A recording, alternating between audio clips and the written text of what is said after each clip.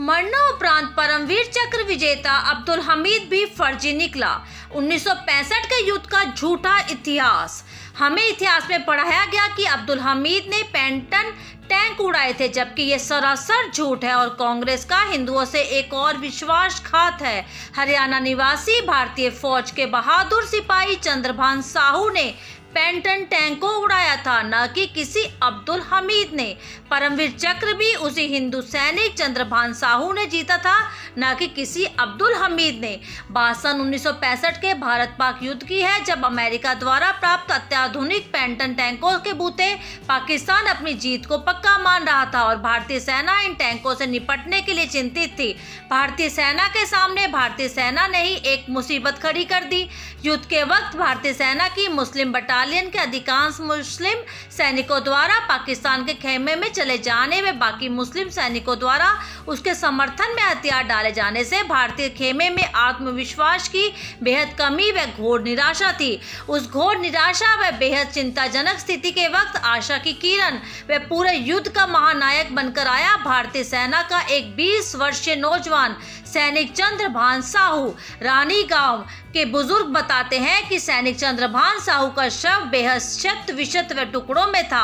शव के साथ आए सैनिक व अधिकारी अश्रुपूर्ण आंखों से उसकी अमर शौर्य गाथा सुना रहे थे कि किस तरह एक के बाद उसने अकेले 5 पेंटन टैंक नष्ट कर दिए। इसमें बुरी तरह घायल हो चुके थे और उन्हें जबरन एक तरफ लिटा दिया गया और वह पहले ही बहुत बड़ा कार्य कर चुके थे। अब आपको ट्रक आते ही अन्य घायलों के साथ अस्पताल भेजा जाएगा। लेकिन सैनिक चंद्रभानु साहू ने ये कहते हुए उठ खड़े हुए कि मैं एक तरफ लेटकर युद्ध का तमाशा नहीं देख सकता। घर पर माता पिता की बुढ़ापे में सेवा के लिए मेरे भाई हैं। मैं अंतिम सांस तक लड़ूंगा और दुश्मन को अधिकतम हानि पहुंचाऊंगा।